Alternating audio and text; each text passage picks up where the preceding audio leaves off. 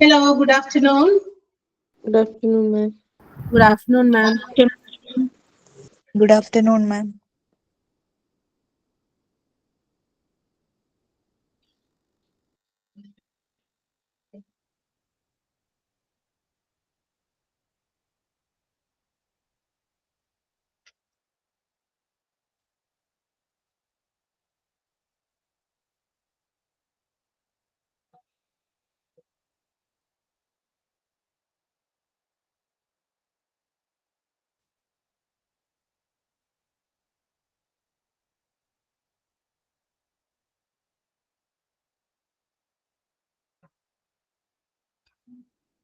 Okay, start ചെയ്യാലോ? Ready Yes, ആയോ ma'am. എല്ലാവരും? Yes, ma'am. Okay. നമ്മൾ എവിടെയാ പഠിച്ചു തീർത്തിയത്? മെഡിക്കൽ ഇൻഷുറൻസിന്റെ എവിടെ വരെ എടുത്തു?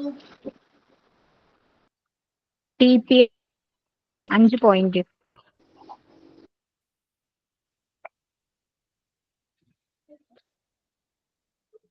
Yes, TPA. Who are TPA അല്ലെങ്കിൽ what they do? അവരെന്താ ചെയ്യുക? അതാണോ പറഞ്ഞു നിർത്തിയേ? അവിടെ വരെയാണോ പറഞ്ഞു നിർത്തിയത്? അല്ലെങ്കിൽ what is the role of TPA? TPA ന്റെ റോളിലാണോ നമ്മൾ? What is the role? Role പറഞ്ഞു തീർന്നില്ലേ? കഴിഞ്ഞു മാം, 5 point കഴിഞ്ഞു. Yes, okay. അപ്പൊ നമ്മള് TPAന്റെ റോളുകളും കഴിഞ്ഞ ദിവസം പറഞ്ഞു. TPAയും തേർഡ് പാർട്ടി അഡ്മിനിസ്ട്രേറ്ററും തേർഡ് പാർട്ടി ക്ലെയിമും ഒന്നുമില്ലല്ലോ കേട്ടോ, രണ്ടും രണ്ടാണ്.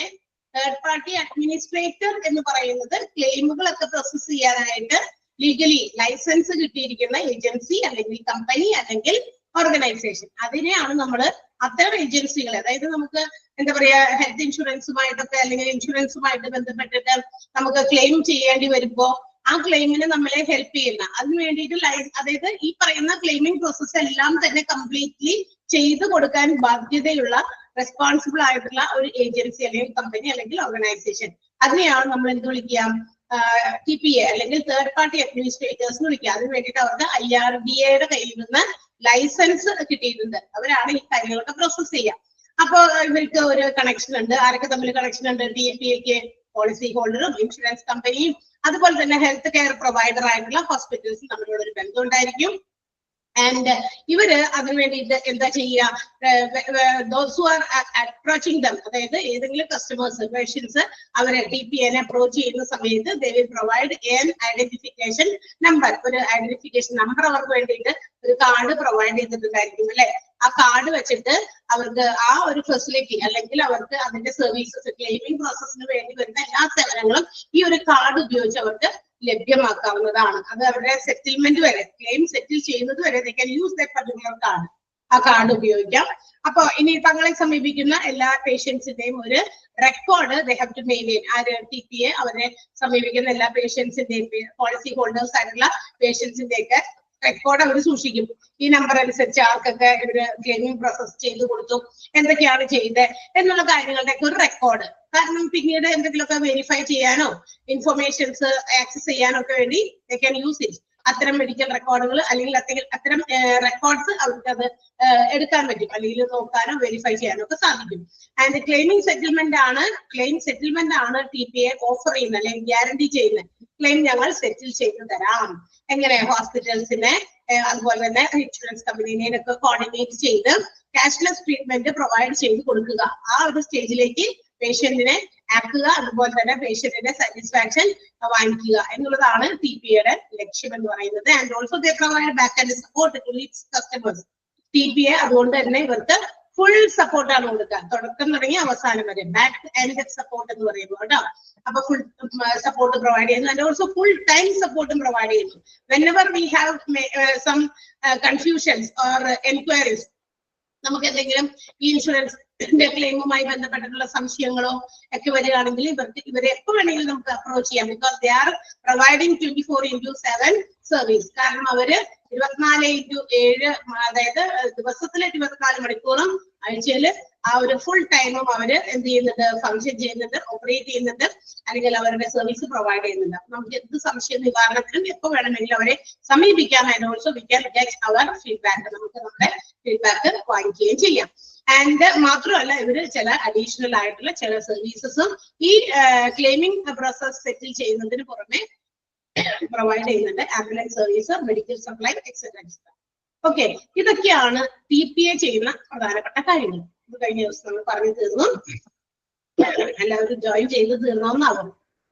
ഓക്കെ, ഇനി നമ്മൾ അടുത്തത് പഠിക്കാൻ പോകുന്നത് third party administrators operating in India. ഇന്ത്യയിൽ ഓപ്പറേറ്റ് ചെയ്യുന്ന, ഫംഗ്ഷൻ ചെയ്യുന്ന ചില തേർഡ് പാർട്ടി ഓപ്പറേറ്റേഴ്സിനെ, നമ്മൾ ഇന്ത്യയിൽ ഓപ്പറേറ്റ് ചെയ്യുന്ന ചില ഇൻഷുറൻസ് കമ്പനികളുടെ പേര് പറഞ്ഞു. അതുപോലെ തന്നെ ഇന്ത്യയിൽ നിലവിലുള്ള ചില ഇൻഷുറൻസ് പ്ലാൻസിന്റെ പേരുകൾ പറഞ്ഞു. അതുപോലെ TPA, third party administrators, functioning in India, ഇന്ത്യയിൽ ഫംഗ്ഷൻ ചെയ്യുന്ന അല്ലെങ്കിൽ ഓപ്പറേറ്റ് ചെയ്യുന്ന ചില തേർഡ് പാർട്ടി അഡ്മിനിസ്ട്രേറ്റേഴ്സിന്റെ പേരുകൾ ആണ് നമ്മൾ ഇനി പഠിക്കാൻ പോകുന്നത്.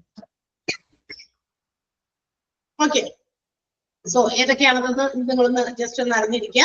United health care Parekh TPA private limited, media assist India TPA private limited, MD India Healthcare TPA Services Private Limited, Paramount Health Services and Insurance TPA Private Limited, eMeditech TPA Services Services Limited, Heritage Health TPA Private Limited, Focus Healthcare Services TPA Private Limited and Medicare TPA Services Private Limited. കുറച്ച് എണ്ണത്തിന്റെ പേരുകൾ നമുക്ക് ഒന്ന് അറിഞ്ഞിരിക്കാൻ വേണ്ടി പറയുന്നതാണ്. TPA നമ്മുടെ ഇന്ത്യയിൽ പ്രവർത്തിക്കുന്ന ചില ഇതുപോലെയുള്ള പ്രോസസ്, ക്ലെയിമിംഗ് പ്രോസസ്സുകളൊക്കെ പ്രൊസീഡ് ചെയ്യാൻ, ഫംഗ്ഷൻ ചെയ്യാനായിട്ട് റെസ്പോൺസിബിൾ ആയിട്ടുള്ള അല്ലെങ്കിൽ ലൈസൻസ് കിട്ടിയിരിക്കുന്ന കുറച്ച് TPAയുടെ പേരുകളാണ് ആ പറഞ്ഞിരിക്കുന്നത്. ക്ലിയർ ആണല്ലോ? അത് ജസ്റ്റ് നിങ്ങളൊന്ന് അറിഞ്ഞിരിക്കുക. Okay, yes. ഇനി now we are going to study which are the stages of claiming process. ഇനി ക്ലെയിമിംഗ് പ്രോസസ് എങ്ങനെയാണ് എന്ത് ചെയ്യുന്നത്, നടത്തുന്നത് എങ്ങനെയാണ്, അതായത് ഇത് എവിടെ നിന്ന് തുടങ്ങണം, എവിടെയാണ് അവസാനിക്കുക എന്നുള്ള കാര്യങ്ങൾ ഒരു സ്റ്റെപ്പ് ബൈ സ്റ്റെപ്പ് ആയിട്ട് അതിന്റെ പ്രൊസീജിയേഴ്സ് നമുക്ക് വളരെ എന്താ പറയാ എളുപ്പം മനസ്സിലാകുന്ന രീതിയിലൊക്കെ എഴുതിയിട്ടുണ്ട്. എന്തൊക്കെയാണ് നടക്കുന്നത്, അല്ലെങ്കിൽ ഒരു ക്ലെയിം നമ്മൾ വെക്കുന്നത് മുതൽ അതിന്റെ ആ ഒരു ബെനിഫിറ്റ് നമുക്ക് പ്രൊവൈഡ് ചെയ്ത് കിട്ടുന്നത് വരെ what is going on in between, അവിടെ എന്തൊക്കെ കാര്യങ്ങൾ നടക്കുന്നുണ്ട് എന്നുള്ളതാണ് നമുക്കിവിടെ തന്നിരിക്കുന്നത്. See, first of all, on the occurring or happening of that particular or unfortunate event, it should be informed to the insurance provider.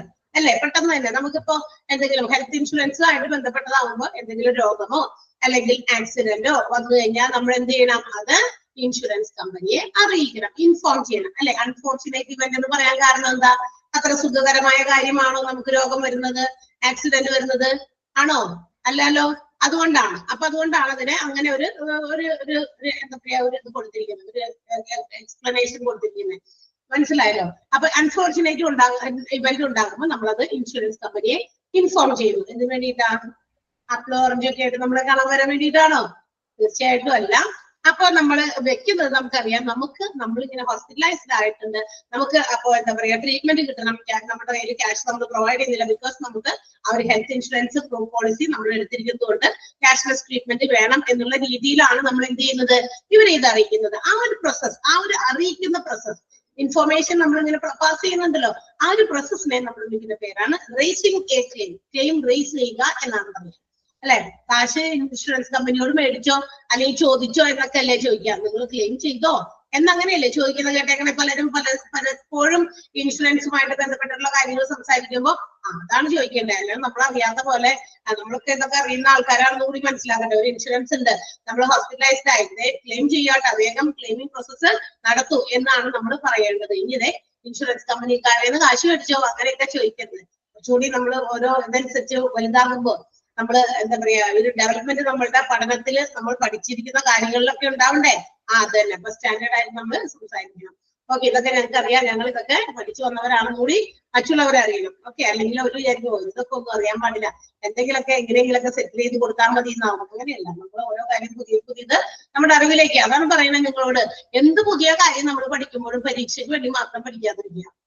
അത് നമുക്ക് വീണ്ടും നമ്മളുടെ ലൈഫിൽ നമ്മൾ ചെയ്യാൻ പോകുന്ന ഏറ്റെടുക്കുന്ന ആ ജോലിക്കും ഒക്കെ ഇതിന്റെ A to Z എല്ലാ കാര്യങ്ങളും നമുക്ക് എവിടെയെങ്കിലൊക്കെ ഉപയോഗിക്കേണ്ടി വരും. കൊച്ചുകുട്ടികളൊക്കെ ചോദിക്കും മാത്സ് ഒക്കെ ഇത്രയും വലിയ ഇക്വേഷൻ ഒക്കെ പഠിക്കുന്നുണ്ടല്ലോ, ഇതൊക്കെ എവിടെ ഉപയോഗിക്കേണ്ടി വരുന്നത്, എന്തിനാ ഇതൊക്കെ പഠിക്കാൻ ആവശ്യമില്ലാതെ എന്നൊക്കെ പിള്ളേർ പറയുന്നത് കേട്ടിട്ടുണ്ട്. പക്ഷെ അതൊക്കെ എവിടെയെങ്കിലൊക്കെ ആവശ്യം വരുന്ന അവർക്ക് അന്നേരം ഒന്നും അറിയില്ല, പിന്നീടൊക്കെ അറിയാൻ പറ്റും അല്ലെ. അപ്പൊ അങ്ങനെയുള്ള കാര്യങ്ങൾ. അപ്പൊ നമ്മളൊരു ക്ലെയിം റേസ് ചെയ്യുന്നു.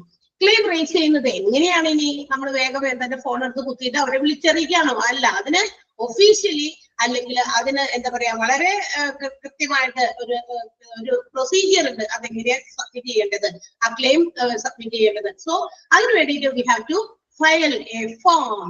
ഒരു ഫോം ആണ് നമ്മൾ ഫയൽ ചെയ്യണേ. അത് ഫയൽ ചെയ്ത് കൊടുക്കണം. എന്തിന്? ആർക്കാണ് കൊടുക്കേണ്ടത്? ഇൻഷുറൻസ് കമ്പനിക്ക് കൊടുക്കണം, അല്ലെങ്കിൽ ഇൻഷുറർക്ക് കൊടുക്കണം. How it will reach there? അത് അവിടെ എത്ര എങ്ങനെയാ form? Either we can personally visit the branch office of the insurance company, or we can enter through it through website. ഇൻഷുററിന്റെ വെബ്സൈറ്റിൽ കൂടി കയറി ക്ലെയിമിങ്ങിന്റെ ഒരു ഫോം ഉണ്ടായിരിക്കും. വെബ്സൈറ്റിൽ കയറി കഴിഞ്ഞാൽ www ഏതാണോ എന്താ പറയാ നമ്മളുടെ ഇൻഷുറൻസ് ഏത് പദ്ധതിയിലാണ് നമ്മൾ അംഗമായിരിക്കുന്നത്, അല്ലെങ്കിൽ ഏത് കമ്പനിയുടെയാണ് ഇൻഷുറൻസ്, അവരുടെ സൈറ്റിലേക്ക് കയറുക. ആ സൈറ്റിൽ കയറിയിട്ട് ക്ലെയിമിങ്ങിന്റെ പ്രോസസ്സിന് വേണ്ടിയിട്ടുള്ള ക്ലെയിമിംഗ് ഫോം നമ്മൾ എടുക്കുക. അതിനകത്ത് ആവശ്യം വേണ്ട കാര്യങ്ങളൊക്കെ എന്ത് ചെയ്യുക, ടൈപ്പ് ചെയ്ത് കൊടുക്കുക, ഫില്ല് ചെയ്ത് കൊടുക്കുക. ഓക്കെ, അങ്ങനെയാണ് നമ്മൾ എന്ത് ചെയ്യുന്നത്, ക്ലെയിം ഫയൽ ചെയ്യുന്നത്. അല്ലെങ്കിൽ നമുക്ക് ബ്രാഞ്ച് ഓഫീസിൽ പോയിട്ട് നമുക്ക് അതിന്റെ ഒരു ഹാർഡ് കോപ്പി, അതായത് ഒരു കോപ്പി ഫോട്ടോസ്റ്റാറ്റ് ആയിട്ട് നമുക്ക് തരും. അതിനകത്ത് ഫില്ല് ചെയ്ത് വേണ്ട കാര്യങ്ങളൊക്കെ നിർദ്ദേശങ്ങളൊക്കെ ഫില്ല് ചെയ്യുന്നവർക്കൊക്കെ ചെയ്യുക. എന്നിട്ട് അതവിടെ സബ്മിറ്റ് ചെയ്തിട്ട് പോകുക. അപ്പൊ ഈ ഏതെങ്കിലും രീതിയിൽ ക്ലെയിം എന്ത് ചെയ്യണം, നമ്മൾ ഫയൽ ചെയ്യണം. അങ്ങനെയാണ്, അല്ലാതെ വിളിച്ചു പറയാ ഓറലി പറയുന്നതല്ല filing or raising a claim എന്ന് പറയുന്നത്. Okay, when we file a claim, ക്ലെയിമിന് വേണ്ടിയിട്ടുള്ള ഫയലിംഗ് നമ്മൾ ഫില്ല് ചെയ്ത് കൊടുത്തു കഴിയുമ്പോൾ it should be submitted. Along with that, there should be some documents which support or authenticate this event. ആ ഒരു ഇവന്റിന് കൂടുതൽ പ്രാധാന്യം നൽകുന്ന, അല്ലെങ്കിൽ അതിനെ കുറച്ചുകൂടി എവിഡൻസ്ഡ് ആയിട്ടുള്ള ചില ഡോക്യുമെന്റുകൾ ഉണ്ടെങ്കിൽ അതുകൂടി അതിന്റെ കൂടെ നമ്മൾ എന്ത് ചെയ്യണം, സബ്മിറ്റ് ചെയ്യണം. ഉദാഹരണത്തിന് വല്ല ആക്സിഡന്റ് ഒക്കെ പറ്റി, അപ്പൊ ആ ആക്സിഡന്റ് സമയത്ത് നമുക്ക് ആ ക്ലെയിമിങ്ങിന് വേണ്ടിയിട്ട് ആ വണ്ടിയൊക്കെ മറന്നു കിടക്കുന്നതോ വണ്ടിയുടെ ആ ഒരു അന്നേരമുള്ള അവസ്ഥയൊക്കെ വേണമെങ്കിൽ ഒരു ഫോട്ടോ ഒക്കെ എടുത്തിട്ട് നമുക്ക് അതിന്റെ കൂടെ എന്ത് ചെയ്യാം, ചെയ്തു കൊടുക്കാം. കാരണം വണ്ടികൾക്ക് വരുന്ന ക്ലിയറൻസ് അല്ലെങ്കിൽ ഈ പറയുന്ന ആക്സിഡന്റുകൾക്കൊക്കെ ആണെങ്കിൽ അങ്ങനെയൊക്കെ നമ്മൾ ചെയ്യൂല. അതുപോലെ ചില ഫോമുകളൊക്കെ എല്ലാത്തിലും ഉണ്ടായിരിക്കും. അപ്പൊ അങ്ങനെ എന്തെങ്കിലും ഡോക്യുമെന്റുകളൊക്കെ ഉണ്ടെങ്കിൽ ആ ഡോക്യുമെന്റും അതിന്റെ ഒപ്പം തന്നെ ഫിക്സ് ചെയ്ത് സബ്മിറ്റ് ചെയ്യേണ്ടി വരും. ഓക്കെ, അപ്പൊ ഫയൽ ചെയ്യണം, ആദ്യം തന്നെ റേസ് ചെയ്യണം ക്ലെയിം റേസ് ചെയ്യുന്നത് നമ്മൾ സൈറ്റിലൂടെ, വെബ്സൈറ്റിലൂടെ ആകാം, അല്ലെങ്കിൽ പേഴ്സണലി ബ്രാഞ്ച് ഓഫീസിൽ നിന്ന് ഫോം വാങ്ങിച്ചിട്ടായിരിക്കാം ഫില്ല് ചെയ്ത് കൊടുക്കേണ്ടത്. And also document should support, അതിന്റെ കൂടെ സപ്പോർട്ട് ചെയ്യുന്ന ഡോക്യുമെന്റ്സ് നമ്മൾ എന്ത് ചെയ്യണം, നമ്മുടെ ക്ലെയിമിന്റെ ഒതന്റിസിറ്റി, അതിന്റെ കൃത്യത ഉറപ്പിക്കാൻ വേണ്ടിയിട്ട് അതുകൂടി നമ്മൾ സബ്മിറ്റ് ചെയ്യണം. ഇനി ഇത് രണ്ട് സബ്മിറ്റ് ഒക്കെ ചെയ്ത് കഴിഞ്ഞു. സോ ദെൻ അന്ന് കഴിഞ്ഞാൽ എന്തായിരിക്കും ഉണ്ടാവുക, insurance provider, that means the insurer എന്ത് ചെയ്യും, will review and also verify the documents and details, evaluating it's validity. അതിനകത്ത് പറഞ്ഞിരിക്കുന്ന ഡോക്യുമെന്റുകളും അല്ലെങ്കിൽ ഫോമൊക്കെ വായിച്ചു നോക്കി അതിന്റെ വാലിഡിറ്റി ഒക്കെ ഒത്തു നോക്കും, വാല്യൂ ചെയ്ത് നോക്കും രണ്ടും കൂടി. ഓക്കെ, ഇത് പറഞ്ഞിരിക്കുന്ന ഡ്യൂറേഷൻ കഴിഞ്ഞിട്ടാണോ ഇയാളെ ക്ലെയിം ചോദിച്ചേക്കണത്, ചില ഇൻഷുറൻസുകൾക്കൊക്കെ ഇത്ര ഡ്യൂറേഷൻ കഴിഞ്ഞിട്ടാണ് അതിന്റെ ക്ലെയിം കിട്ടുള്ളൂ എന്നൊക്കെ പറയും അല്ലെ, തുടങ്ങി ഇത്ര മാസം കഴിഞ്ഞിട്ട് എന്നൊക്കെ ഉണ്ടാവും. അങ്ങനെ എന്തെങ്കിലും ടേംസ് ആൻഡ് കണ്ടീഷൻസ് ഒക്കെ ഉണ്ടോ അതൊക്കെ വെരിഫൈ ചെയ്ത് നോക്കും. വെറുതെ അവിടെ ഒരു ക്ലെയിം ആരെങ്കിലും വെക്കുമ്പോ അപ്പൊ തന്നെ അവർ പൈസ എടുത്ത് ട്രീറ്റ്മെന്റ് കൊടുക്കാമെന്ന് സമ്മതിക്കുകയല്ല ഇൻഷുറൻസ് കമ്പനിക്കാർ ചെയ്യുക. അവർക്കും അവരുടേതായ രീതിയിൽ ഡോക്യുമെന്റുകളും മറ്റൊക്കെ ഇവാലുവേറ്റ് ചെയ്യാനുണ്ടായിരിക്കും. സോ അവർ അതൊക്കെ ചെയ്യുന്നു. Okay, and if all the terms and conditions are fulfilled according to our policy agreement, the insurance company approves the claim. ഇനി നമ്മൾ പറഞ്ഞിരിക്കുന്ന കാര്യങ്ങൾ, ക്ലെയിം ചെയ്തിരിക്കുന്ന കാര്യങ്ങളൊക്കെ അതിനകത്ത് പറഞ്ഞിരിക്കുന്ന ടേംസ് ആൻഡ് കണ്ടീഷൻസിന് എന്താ പറയാ ഫുൾഫിൽ ചെയ്യുന്നതാണെങ്കിൽ, എന്ന് വെച്ചാൽ എല്ലാം ഓക്കെ ആണ്, നമ്മൾ ക്ലെയിം ചെയ്തേക്കുന്നതും ഈ പറഞ്ഞ എഗ്രിമെന്റിൽ പറഞ്ഞിരിക്കുന്ന കാര്യങ്ങളൊക്കെ എല്ലാം കൂടി കൃത്യമാണ്, ഓക്കെ ആണ്, കറക്റ്റ് ആണെങ്കിൽ ഇൻഷുറൻസ് പ്രൊവൈഡർ, അതായത് ഇൻഷുറൻസ് കമ്പനി എന്ത് ചെയ്യും, അപ്രൂവൽ കൊടുക്കും. ഓക്കെ, ശരിയാണ്, എല്ലാം ഇയാൾക്ക് ഈ പറയുന്ന ട്രീറ്റ്മെന്റ് എന്താണെന്ന് വെച്ചാൽ പ്രൊവൈഡ് ചെയ്തോളൂ എന്നുള്ളവര് എന്ത് ചെയ്യും, ഒരു പച്ച സിഗ്നൽ കൊടുക്കും. അതായത് ഒരു ഗ്രീൻ സിഗ്നൽ എന്തും മുന്നോട്ടേക്ക് ഉള്ള വഴിയൊക്കെ ക്ലിയർ ആണ്, മുന്നോട്ടേക്ക് പൊക്കോളോ എന്നുള്ള ഒരു ഇതാണ് അതിന്റെ സൂചന അല്ലെ. പച്ച ഗ്രീൻ അതിനെയല്ലേ സൂചിപ്പിക്കാം അല്ലെ, നമ്മള് റോഡ് നിയമങ്ങളൊക്കെ അറിയാലോ അല്ലെ, ട്രാഫിക്കിലൊക്കെ വണ്ടികളൊക്കെ ഓടിച്ചു പോകുന്നവരാണ് നമ്മൾ. ഗ്രീൻ സിഗ്നൽ കണ്ടാൽ നമുക്ക് നമ്മുടെ വണ്ടി മൂവ് ചെയ്യാം, മുന്നോട്ടേക്ക് എടുക്കാം എന്നാണ് ഇതിന്റെ സൂചന. അതുപോലെ തന്നെ ഇൻഷുറൻസ് കമ്പനി ഒരു ഗ്രീൻ സിഗ്നൽ പ്രൊവൈഡ് ചെയ്യും. That means they can process all the claims, ഇയാൾക്ക് വേണ്ട ബെനിഫിറ്റുകളൊക്കെ ഹോസ്പിറ്റലിൽ എത്തിക്കോളും, അതിന്റെ കാശൊക്കെ ഞങ്ങൾ തന്നോളാം എന്നുള്ളൊരു കാര്യമാണ് അവർ അറിയിക്കുന്നത്, അപ്രൂവൽ കൊടുക്കുന്നത്.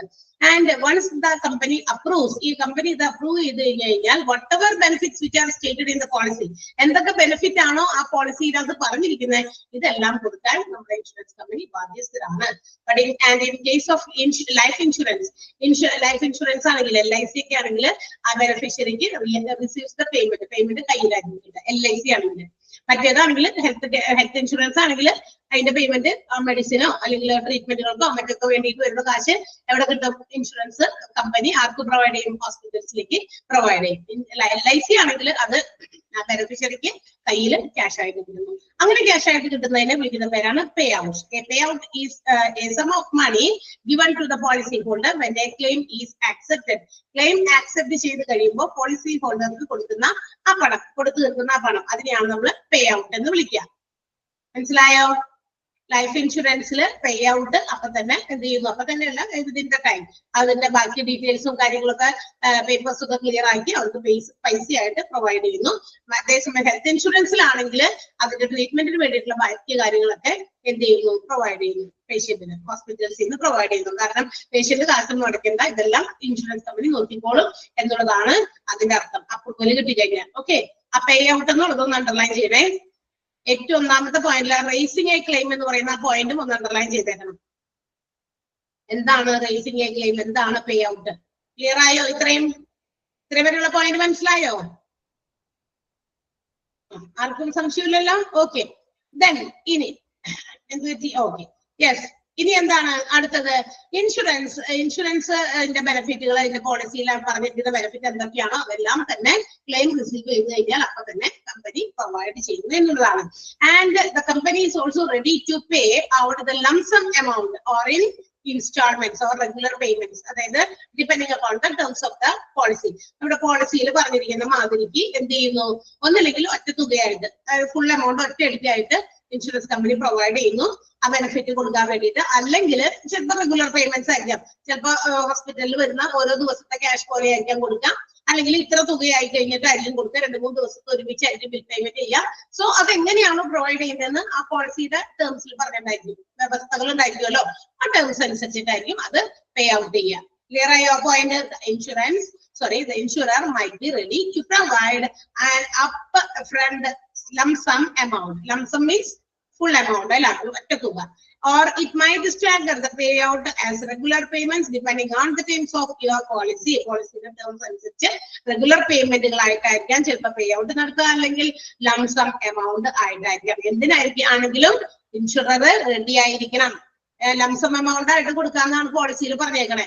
പക്ഷെ ഞാൻ ഇങ്ങനെ റെഗുലർ പേയ്മെന്റ് ആയിട്ട് തരുള്ളൂ എന്ന് പറയാൻ പാടില്ല, അത് ടേംസിനെതിരാകും. അതുകൊണ്ട് ടേംസ് പ്രകാരം തന്നെ കൊടുക്കാൻ തയ്യാറായിരിക്കണം നമ്മുടെ insurance company. Okay, and in sometimes the insurer may take too much time to confirm and also to pay the claim, and also some may take only less than few days. അതായത് ഈ പോളിസിയുടെ ക്ലെയിമുകൾ ആളുകൾ ചോദിക്കുമ്പോൾ അതിന്റെ പേയ്മെന്റുകൾ നടത്താൻ അല്ലെങ്കിൽ അതൊക്കെ ക്ലിയർ ചെയ്യാനായിട്ട് ചിലപ്പോഴൊക്കെ കുറച്ച് സമയം എടുക്കുള്ളൂ, ചിലപ്പോൾ എന്ത് ചെയ്യും? ഡിലേ വരും, അല്ലെങ്കിൽ ഫ്യൂ ഡേയ്സ് എടുക്കും, കുറച്ച് കൂടുതൽ ദിവസം എടുക്കും, അങ്ങനെയൊക്കെ എടുക്കും. അതെന്താ? അത് ഇങ്ങനെ മാറിക്കൊണ്ടിരിക്കും, വ്യത്യാസപ്പെട്ടുകൊണ്ടിരിക്കും. എല്ലായിടത്തും ഒരേ സമയത്ത് അവിടെ അവർക്ക് ഇൻഷുറൻസിന്റെ ഒക്കെ കാര്യങ്ങൾ പെട്ടെന്ന് തീർന്നല്ലോ, വിത്തിൻ നോ ടൈം, അധികം സമയമൊന്നും എടുത്തില്ല, ഒറ്റ ദിവസം കൊണ്ട് കാര്യങ്ങളൊക്കെ പേപ്പേഴ്സ് ഒക്കെ ക്ലിയർ ആയി, അവർക്ക് ക്ലെയിം കിട്ടിയല്ലോ, അവർക്ക് ക്ലെയിം റീച്ച് ചെയ്തല്ലോ എന്നൊക്കെ നമ്മൾ പറയും. എന്നാൽ ഞാൻ 5 ദിവസമായി നടക്കുന്നു, 6 ദിവസമായി നടക്കുന്നു, എനിക്കതൊന്നും ശരിയായി കിട്ടിയിട്ടില്ല, ഞാൻ അങ്ങനെ ആ ഹോസ്പിറ്റലിൽ അഡ്മിറ്റ് ചെയ്തപ്പോൾ എനിക്ക് കുറെ ദിവസം കഴിഞ്ഞിട്ട് അതിന്റെ ക്ലെയിമിംഗ് പ്രൊസീജിയേഴ്സ് ഒക്കെ കറക്റ്റ് ആയത്. എന്താണ് അങ്ങനെ വ്യത്യാസം വരാൻ സാധ്യതയുണ്ട്? Why? What is the reason?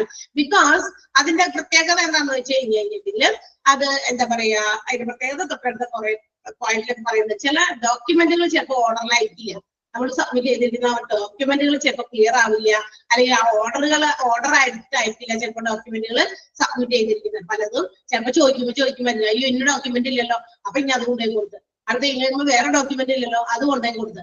മനസ്സിലായോ? അങ്ങനെയുള്ള ചില പ്രശ്നങ്ങൾ ഉള്ളത് കൊണ്ടാണ് അത്തരം ഡിലേ വരുന്നത്. അല്ലെങ്കിൽ എല്ലാം പെർഫെക്റ്റ് ആയിട്ടുള്ള ടൈമിങ്ങിൽ ആ ക്ലെയിംസ് ഒക്കെ എല്ലാവർക്കും കിട്ടുന്നു. കാരണം ക്ലെയിം ഒക്കെ പെട്ടെന്ന് ക്ലിയർ ചെയ്യാനായിട്ട് ഇൻഷുറൻസ് കമ്പനി നോക്കൂട്ടാ. എന്തിനാ? to improve the trustworthiness among the patient. പേഷ്യൻസിന്റെ വിശ്വാസ്യത പിടിച്ചുപറ്റാൻ വേണ്ടിയിട്ടാണ് അങ്ങനെ ചെയ്യണേ. ഇപ്പൊ ഞാനിപ്പോ ഹോസ്പിറ്റലൈസ്ഡ് ആയി, എനിക്ക് ഇൻഷുറൻസിന്റെ ക്ലെയിമുകളൊക്കെ വേഗം അവർ നടത്തി തന്നില്ല.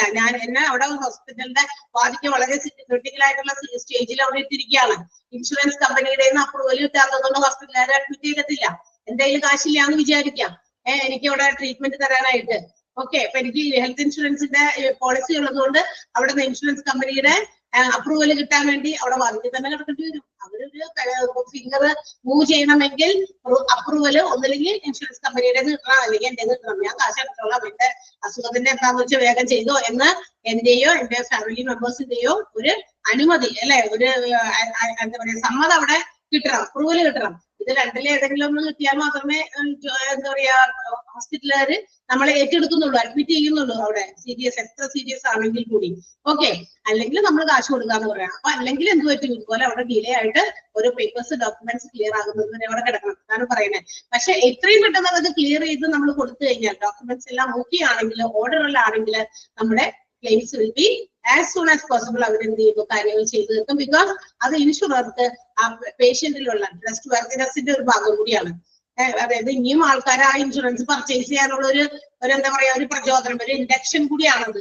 ഞാൻ 10 ആളോട് പറയണം, വെറുതെ ആ ഇൻഷുറൻസ് ഒന്നും എടുക്കണ്ട, എന്നെ ചുറ്റിച്ചു, ഞാൻ അവിടെ എടുത്തിട്ട് എനിക്ക് ഇങ്ങനെ ഒരു അസുഖം വന്നിട്ട് എനിക്ക് ഒത്തിരി ദിവസം വേണ്ടി വന്നു, അല്ലെങ്കിൽ എനിക്ക് ഇങ്ങനെയൊക്കെ ആയില്ല എന്നൊക്കെ പറഞ്ഞ് ഞാൻ 10 ആളോട് പറഞ്ഞാലോ എന്ത് പറ്റും? ആൾക്കാർ എടുക്കാൻ നിൽക്കുന്ന, ആ പോളിസി എടുക്കാൻ നിൽക്കുന്ന ആൾക്കാർ അത് വേണ്ടാന്ന് വെച്ച് പോകൂലേ?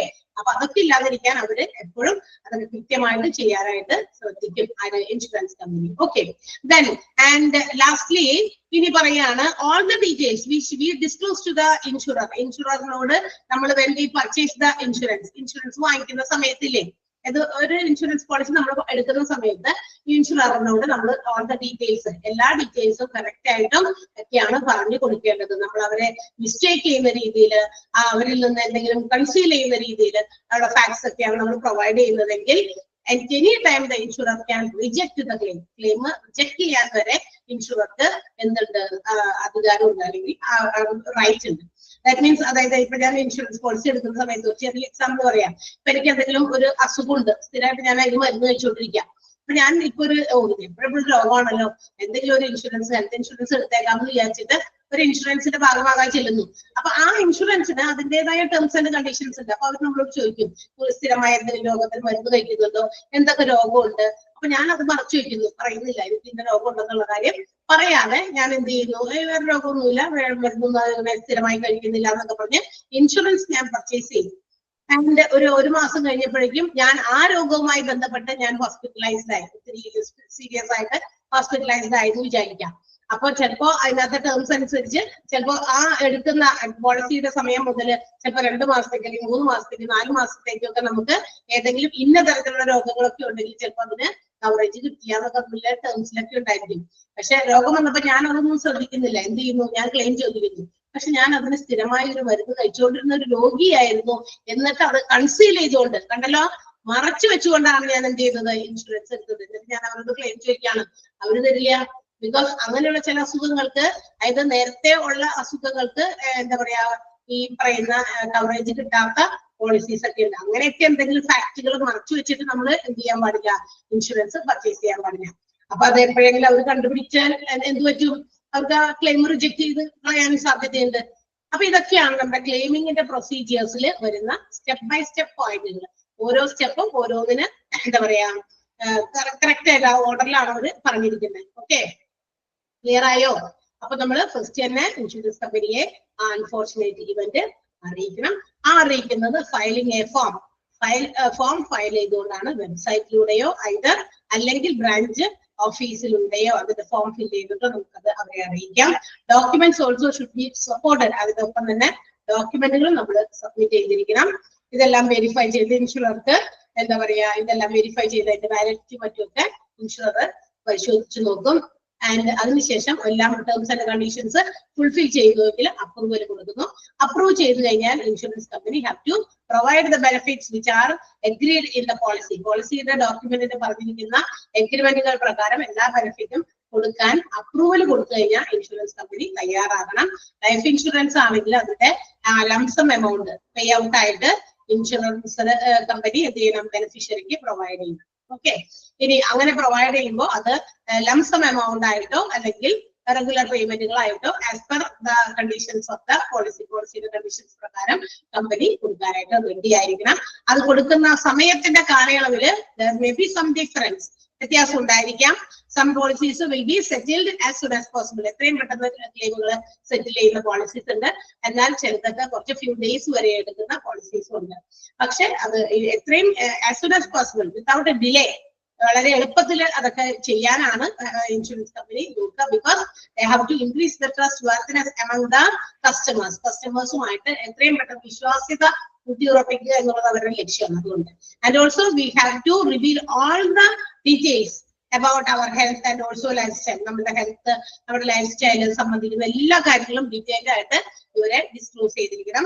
We may not conceal or mistake any of the fact. ഒരു വാസ്തവങ്ങളെയും മറച്ചു വെക്കാനോ തെറ്റാക്കിയ രീതിയിൽ അവരെ ബോധിപ്പിക്കാനോ ഒന്നും ശ്രമിക്കരുത്. ക്ലിയർ ആയോ പോയിന്റുകൾ? വളരെ ക്ലിയർ ആയല്ലോ? Any doubt? ഒരു സംശയമില്ലല്ലോ? ഓക്കെ, യെസ്, എല്ലാവർക്കും ഓക്കെ ആണല്ലോ അല്ലേ? ഓക്കെ. ഇനി നമ്മൾ പഠിക്കാൻ പോകുന്നതേ, ഇനി ഇപ്പൊ നമ്മള് ക്ലെയിം എങ്ങനെയാ നമ്മളുടെ കയ്യിലേക്ക് ക്ലെയിം നടത്തുന്നതും ക്ലെയിമിന്റെ ബെനിഫിറ്റ് നമ്മളിലേക്ക് എത്തുന്നതും ആ ഒരു പ്രോസസ്സാണ് നമ്മൾ സ്റ്റെപ്പ് ബൈ സ്റ്റെപ്പ് ആയിട്ട് കണ്ടത്. ഇനി ഒരു മറ്റൊരു എക്സാമ്പിൾ കൂടി നമുക്ക് കുറച്ചുകൂടി നമുക്ക് മനസ്സിലാക്കാൻ വേണ്ടിയിട്ട് എന്താണ് ഒരു റെപ്രസെന്റേഷൻ ആയിട്ട് നമുക്ക് തന്നിരിക്കുന്നത്, ഒരു ഇലസ്ട്രേഷൻ മോഡൽ, ഒരു ഫ്ലോ ചാർട്ട് ആയിട്ടാണ് നമുക്ക് തന്നിരിക്കുന്നത്. വിച്ച് ക്യാൻ ബി റിവീൽഡ്, വളരെ ഈസിലി ആയിട്ട് നമുക്ക് മനസ്സിലാക്കുന്ന രീതിയിലാണ് ഒരു ഫ്ലോർ ചാർട്ട് മുഖേന നമുക്ക് തന്നിരിക്കുന്നത്. ഈ ടേബിൾ റെപ്രസെന്റേഷൻ, അതുപോലെ തന്നെ ഫ്ലോ ചാർട്ടുകള്, ഡയഗ്രാം, ഗ്രാഫ്, ഇതൊക്കെ ഈസിലി അണ്ടർസ്റ്റാൻഡബിൾ ആണ് അല്ലെ? പെട്ടെന്ന് ആളുകൾക്ക് മനസ്സിലാകുന്ന സാധനമല്ലേ ഇങ്ങനെയുള്ള റെപ്രസെന്റേഷൻസ്. ഇങ്ങനെ കുറെ വലിയ പാരഗ്രാഫ് ആയിട്ട് എഴുതി വെക്കുമ്പോൾ ഉണ്ടാകുന്നതിനേക്കാൾ, അല്ലെങ്കിൽ അത് മനസ്സിലാക്കി എടുക്കുന്നതിനേക്കാൾ എളുപ്പത്തിൽ മനസ്സിലാക്കുന്ന സാധനങ്ങളാണ് ഇങ്ങനെ വരച്ചൊക്കെ കാണിക്കുമ്പോൾ ഒക്കെ നമുക്ക് ക്ലിയർ ആകൂലേ? അതിന് വേണ്ടിയിട്ട് അല്ലെ? അപ്പൊ അതുപോലെ ഒരു റെപ്രസെന്റേഷൻ ആണ് നമുക്ക് ഇവിടെ കൊടുത്തിരിക്കുന്നത്. ഇതെന്തിന്റെയാണ്? ബജാജ് അലയൻസ് ഹെൽത്ത് ഇൻഷുറൻസിന്റെ ക്ലെയിമിംഗ് പ്രോസസ്സ് എങ്ങനെയാണ് നടക്കുന്നത് എന്നുള്ളത് ഒരു ഫ്ലോ ചാർട്ട് മുഖേന എക്സ്പ്ലെയിൻ ചെയ്തിരിക്കുന്നതാണ് ഈ കാണിച്ചേക്കണം. മനസ്സിലായോ? അതായത് ബജാജ് അലയൻസ് ഹെൽത്ത് ഇൻഷുറൻസിന്റെ ക്ലെയിമിംഗ് പ്രോസസ്സ് എങ്ങനെയാണ് നടത്തുന്നത് എന്ന് ഒരു ഫ്ലോ ചാർട്ട് മുഖേന കാണിച്ചിരിക്കുന്നു. എല്ലാം ഉൾപ്പെട്ട ഒരാളെ കണ്ടോ? അതാണ് നമ്മൾ കസ്റ്റമർ, അതായത് പോളിസി എടുത്തിരിക്കുന്ന ആളാണ് അത്. ആ customer approaches the network of the hospital for their claim, അവർ ക്യാഷ്ലെസ് ട്രീറ്റ്മെന്റ്. ഒരു ഹോസ്പിറ്റലിലേക്ക് എന്തെങ്കിലും ഒരു ഹെൽത്ത് ഇൻഷുറൻസ് പോളിസി, അതായത് ബജാജ് അലയൻസിന്റെ ഹെൽത്ത് ഇൻഷുറൻസ് പോളിസി ഉള്ള ഒരാള് ഹോസ്പിറ്റലൈസ്ഡ് ആയി, രോഗം വന്നോ അല്ലെങ്കിൽ ആക്സിഡന്റ് മുഖേനോ ആള് ഹോസ്പിറ്റലൈസ്ഡ് ആയി. അപ്പൊ അവര് ഹോസ്പിറ്റലിന്റെ നെറ്റ്വർക്കിനെ സമീപിക്കും. വയ്യാണ്ട് കിടക്കുന്ന ആളാവണമെന്ന് നിർബന്ധമൊന്നുമില്ല കേട്ടോ. ആളുടെ ബന്ധപ്പെട്ട ആളുകൾ ഇത് ആൾക്ക് ട്രീറ്റ്മെന്റ് നേടിക്കൊടുക്കാൻ വേണ്ടി, കാരണം ആൾക്ക് ഇൻഷുറൻസ് ഉള്ളതാണ്. അപ്പൊ ഇൻഷുറൻസിന് വേണ്ടി ഹോസ്പിറ്റലിന്റെ അതിന്റെ നെറ്റ്വർക്കുമായി ബന്ധപ്പെടുന്നു. ആ നെറ്റ്വർക്കുമായി ബന്ധപ്പെടുമ്പോ ഹോസ്പിറ്റലുകാർ എന്ത് ചെയ്യുന്നു? ആ ഹോസ്പിറ്റലിന്റെ നെറ്റ്വർക്കുമായി ബന്ധപ്പെടുത്തേക്കണം. താഴേക്ക് ആരോ മാർക്ക് കാണിച്ചിരിക്കണം. പിന്നെ കാണിച്ചിരിക്കുന്ന ഒരു ഹോസ്പിറ്റലിന്റെ ബിൽഡിംഗ് ആണ് കാണിച്ചിരിക്കുന്നത്. Hospitals have to verify the details which is mentioned. ആ പറഞ്ഞിരിക്കുന്ന കാര്യങ്ങളിലെ ആ നെറ്റ്വർക്കിനെ സമീപിക്കുമ്പോൾ അതിനകത്ത് കുറെ ഡീറ്റെയിൽസ് ഒക്കെ ഒരു ഫോമിലൊക്കെ എഴുതി കൊടുത്തിട്ടുണ്ടാവും. അതൊക്കെ അവർ പരിശോധിക്കുന്നു. എന്നിട്ട് അത് പ്രിസ്ക്രൈബ്ഡ് അതോറിറ്റിക്ക് ഫാക്സ് ചെയ്യുന്നു. ആരാണ് prescribed authority? Bajaj alliance. Bajaj Allianz health insurance ആണല്ലോ അതുപോലെ എടുത്തേക്കണേ. ആണോ? അല്ലേ? ആണോ? പോയാ ആൾക്കാരില്ല. അപ്പൊ ബജാജ് അലയൻസിന്റെ ഇൻഷുറൻസ് എടുത്തേക്കുന്നതുകൊണ്ട് ബജാജ് അലയൻസിലേക്ക് ഈ പറയുന്ന ഡീറ്റെയിൽസ് ഒക്കെ എന്ത് ചെയ്യുന്നു? ഫോർവേഡ് ചെയ്ത് ഫാക്സ് രൂപത്തിൽ അവരിലേക്ക് എത്തിക്കുന്നു. ഇതെല്ലാം ഓൺലൈൻ ആയിട്ട് നടക്കും. കാരണം ഇതൊക്കെ ബൈ ഹാൻഡ് ആയിട്ടൊക്കെ കൊണ്ടുപോയി കൊടുത്ത് അതിന്റെ മറുപടി കിട്ടി അത് കിട്ടൂലേ എന്ന് നോക്കി 5-6 ദിവസം നടക്കാൻ പറ്റില്ല. കാരണം വളരെ ക്രിട്ടിക്കൽ സ്റ്റേജിലൊക്കെ ചില പേഷ്യൻസിന് അങ്ങനെ കൊണ്ടുവന്നൊക്കെ ഇട്ടിട്ടുണ്ടായിരിക്കും അല്ലെ? അപ്പൊ ഇച്ചിരി സമയം എടുക്കൂലേ? അങ്ങനെ വരുമ്പോ അതൊക്കെ ബുദ്ധിമുട്ടാണ്. അതുകൊണ്ടാണ് അപ്പൊ തന്നെ അത് ഫാക്സ് ചെയ്യുന്നു. അപ്പൊ ഫാക്സ് ചെയ്യുമ്പോൾ അവിടെ അത് ബജാജ് അലയൻസുകാരുടെ കയ്യിലേക്ക് എത്തുമ്പോ അവരെന്ത് ചെയ്യും? അത് വേഗം തന്നെ ഇന്ന ആളുടെ അല്ലേ, വേഗം ഒന്നും നോക്കാണ്ട് നമ്മൾ ചെയ്യണോ? അല്ല, they have to pre authenticate the details. അതിനകത്ത് പറഞ്ഞിരിക്കുന്ന ആ പറയുന്ന ഡീറ്റെയിൽസ് എല്ലാം അവരെന്ത് ചെയ്യുന്നു? വെരിഫൈ ചെയ്യുന്നു. And then they send a response to the hospital. അതിന് മറുപടി ആയിട്ട് ഒരു മറുപടി ഹോസ്പിറ്റലിലേക്ക് സെൻഡ് ചെയ്യും. ഇതൊക്കെ വായിച്ച് വെരിഫൈ ചെയ്ത് നോക്കി ഡോക്യുമെന്റുകളൊക്കെ ഫിക്സ് ചെയ്തിട്ടുണ്ടെങ്കിൽ അതൊക്കെ ക്ലിയർ ആണോ നോക്കി ഇതെല്ലാം വെരിഫൈ ചെയ്തതിനു ശേഷം ഒരു റെസ്പോൺസ് ഹോസ്പിറ്റലിനെ ബജാജ് അലയൻസുകാരെ അറിയിക്കുന്നു. ആ റെസ്പോൺസുകൾ may be approval, denial or query. ഈ എന്താ പറയാ റെസ്പോൺസ് ഇതിനുള്ള മറുപടി ആയിട്ട് ചിലപ്പോ അപ്രൂവൽ ആകാം. ശരി, ഓക്കെ ആണ് എന്നുള്ള അപ്രൂവൽ ടിക്ക് കണ്ടോ? ടിക്ക് കണ്ടു, പച്ചയും കണ്ടു എന്ന് വെച്ചാൽ എന്താ? ഇതിന്റെ മാർഗത്തിൽ ഇനി വേറെ തടസ്സങ്ങളൊന്നുമില്ല, ഇയാൾക്ക് ട്രീറ്റ്മെന്റിന് അർഹതയുണ്ട്, ക്യാഷ്ലെസ് ട്രീറ്റ്മെന്റ് പ്രൊവൈഡ് ചെയ്തോളാം, ഞങ്ങൾ അതിന്റെ പൈസ എന്താണെന്ന് വെച്ചാൽ ചെയ്തോളാം എന്നൊക്കെ പറഞ്ഞിട്ട് ഇൻഷുറൻസ് കമ്പനി അപ്രൂവൽ ലെറ്റർ ആണ് പ്രൊവൈഡ് ചെയ്യുന്നത്. അപ്രൂവൽ കൊടുത്തു കഴിഞ്ഞാൽ എന്താ ചെയ്യുന്നത്?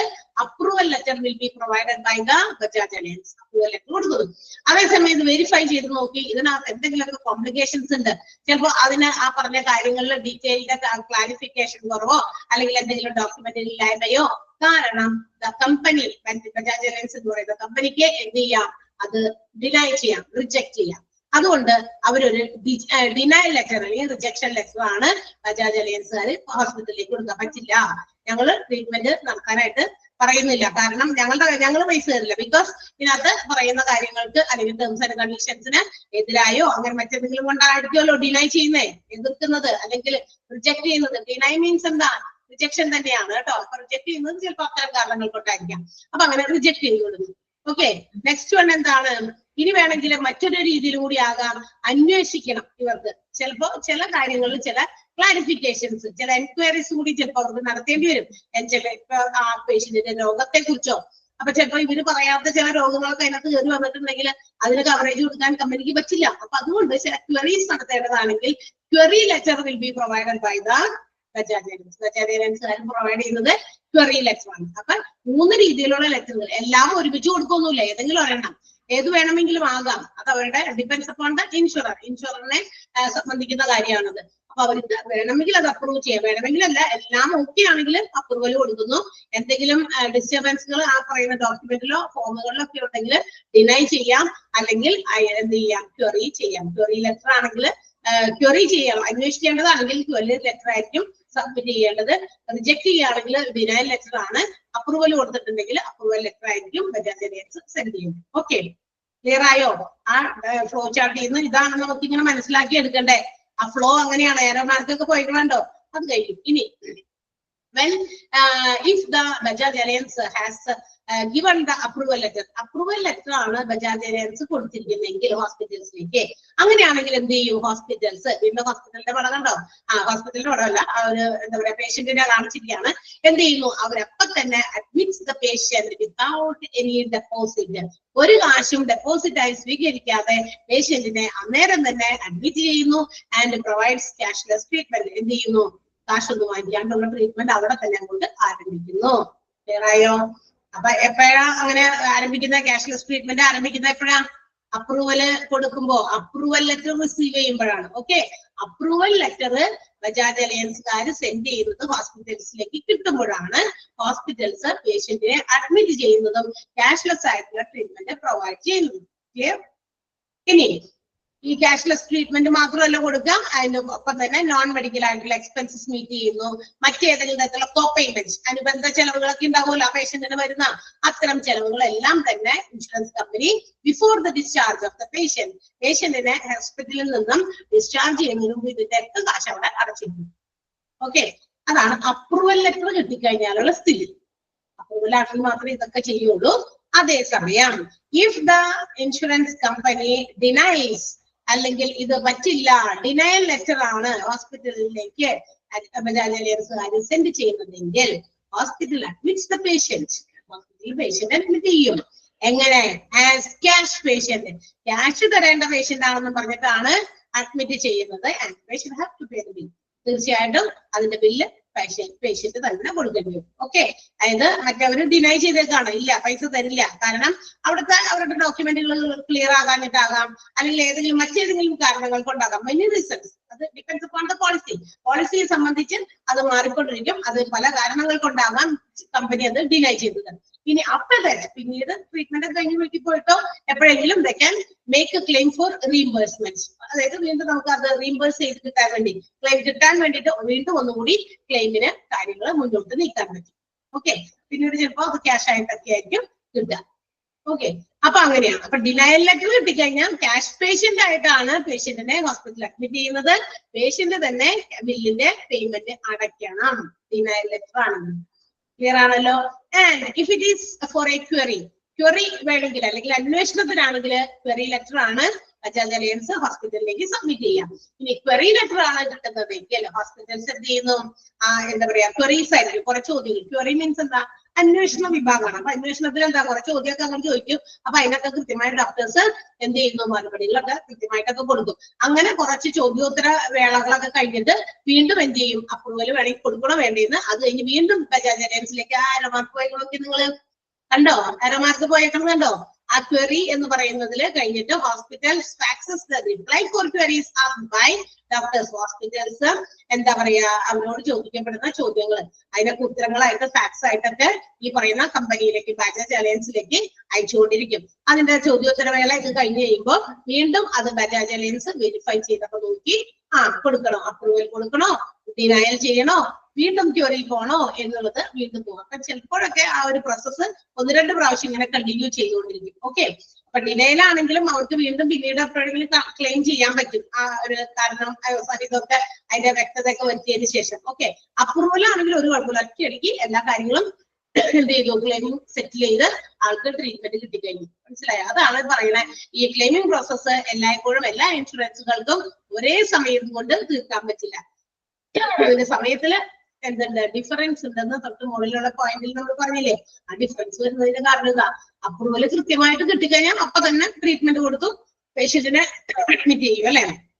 ആ സമയം റിജക്ഷൻ ആണെങ്കിലും ക്വറി ആണെങ്കിലും അതിന്റെ ബാക്കിയുള്ള പ്രൊസീജിയേഴ്സിലേക്ക് പോയി കുറച്ചുകൂടി സമയം കൂടുതലെടുക്കും. ക്ലിയർ ആയോ? ആ ഫ്ലോ ചാർട്ട് മനസ്സിലായോ? വളരെ ഇമ്പോർട്ടന്റ് ആണ് ഫ്ലോ ചാർട്ട്. ഒന്നുകൂടി നന്നായിട്ട് അവിടെ മാർക്ക് ചെയ്ത് വെച്ചേക്കുക. നിങ്ങൾ നന്നായിട്ട് വായിച്ച് മനസ്സിലാക്കുക. ഓരോന്നും നമ്മൾ മനസ്സിലാക്കണം. ഇതൊക്കെ നമ്മൾ അറിഞ്ഞതായിട്ട് തന്നെ ഭാവിച്ചോണം. ഹോസ്പിറ്റൽ അഡ്മിനിസ്ട്രേറ്റേഴ്സ് ആയിട്ട് എവിടെയെങ്കിലും നിങ്ങളെയൊക്കെ കാണേണ്ടി വന്നു കഴിഞ്ഞാൽ ഏതെങ്കിലും ഹോസ്പിറ്റൽസിൽ പറയാൻ പറ്റില്ലല്ലോ. അപ്പൊ നിങ്ങളൊക്കെ അവിടെ ഉണ്ടാകുമ്പോ നമ്മളൊക്കെ ചിലപ്പോൾ ഇതിനൊക്കെ വേണ്ടിയിട്ടൊക്കെ എവിടെയെങ്കിലൊക്കെ വരികയൊക്കെ ചെയ്യുമ്പോൾ നിങ്ങൾ അതിനൊക്കെ ഉള്ള കാര്യങ്ങൾ എന്താ ചെയ്യേണ്ടതെന്ന് വേഗം തന്നെ നമുക്ക് ചാടി കയറി ചെയ്യാനൊക്കെ പറ്റണം. അപ്പൊ അതിന് വേണ്ടിയിട്ട് ഇതിന്റെ കാര്യങ്ങളൊക്കെ നിങ്ങൾ എന്ത് ചെയ്യണം, മനസ്സിലാക്കിയിരിക്കണ്ടേ നമ്മള്. അല്ലാതെ വെറുതെ ഹോസ്പിറ്റൽ അഡ്മിനിസ്ട്രേഷൻ പഠിച്ചു എന്തോ പഠിച്ചേ അതറിയാൻ പാടില്ല. എന്താണ് ഇന്ന department dash department deals with the study of heart and blood vessels, അത് കാർഡിയോളജി ആണെന്ന് എനിക്കറിയാം അല്ലെ. ഹാർട്ടുമായിട്ട് അല്ലെങ്കിൽ ബ്ലഡ് സർക്കുലേഷനുമായിട്ടൊക്കെ ബന്ധപ്പെട്ട ഡിപ്പാർട്ട്മെന്റ് ഡാഷ് ആണ്, അത് കാർഡിയോളജി. അങ്ങനെ പരീക്ഷയുടെ ഇത് അറ്റൻഡ് ചെയ്യാൻ വേണ്ടി മാത്രം അത് നമ്മൾ പഠിച്ചിട്ട് കാര്യമില്ല. അതൊക്കെ അറിയാവുന്നത്. ഓക്കെ, ഈ കാര്യമൊക്കെ നമുക്കറിയാവുന്നതായിട്ട്. കാരണം ഒരു ഹോസ്പിറ്റലിന്റെ ഓവറോൾ മാനേജ്മെന്റ് ആണ് നമ്മുടെ കയ്യില് അല്ലെ. ഏതെങ്കിലും ഒരു പർട്ടിക്കുലർ ഡിപ്പാർട്ട്മെന്റിൽ എന്ത് നടക്കുന്നു എന്ന് മാത്രം നമ്മൾ അറിഞ്ഞാൽ പോരാ, ഓവറോൾ മാനേജ്മെന്റ് ആണ്. അപ്പൊ ഓരോ ഡിപ്പാർട്ട്മെന്റിലും എന്തൊക്കെ കാര്യങ്ങൾ ഏകദേശം ഉണ്ടെന്നൊക്കെ നമ്മൾ ഇപ്പൊ ഇത്രയും ഈ ഒരു 6 മാസ കാലമായിട്ട് നമ്മൾ മനസ്സിലാക്കി എടുത്തിട്ടുണ്ട്. അപ്പൊ ഇന്ന ഡിപ്പാർട്ട്മെന്റുകളിലൊക്കെ ഇന്ന കാര്യങ്ങളുണ്ട്, ഇന്ന എക്യുപ്മെന്റുകൾ കുറച്ചൊക്കെ നമ്മൾ മനസ്സിലാക്കി എടുത്തിട്ടുണ്ട് അല്ലെ. അപ്പൊ അത് ആ അറിവുകൾ വെച്ചിട്ട് നമ്മൾ ആ ഇടങ്ങളൊക്കെ മാനേജ് ചെയ്യാനായിട്ട് നന്നായിട്ട് മനസ്സിലാക്കി അതിനെയൊക്കെ മാനേജ് ചെയ്ത് കൺട്രോൾ ചെയ്ത് കൊണ്ടുപോകാൻ നമ്മളെ കൊണ്ട് സാധിക്കണം. ആ കൺട്രോളിങ്ങും മാനേജ്മെന്റും കോർഡിനേറ്റിങ്ങും ഒക്കെയാണ് നമ്മളുടെ ഹോസ്പിറ്റൽ അഡ്മിനിസ്ട്രേഷൻ എന്ന് പറയുന്ന കോഴ്സ്. അതാണ് അതിന്റെ ഒരു എന്താ പറയാ ഡെഫിനിഷൻ. ഈ ഹോസ്പിറ്റൽ അഡ്മിനിസ്ട്രേഷൻ കോഴ്സിന്റെ ഡെഫിനിഷൻ തന്നെയാണ് അല്ലെ.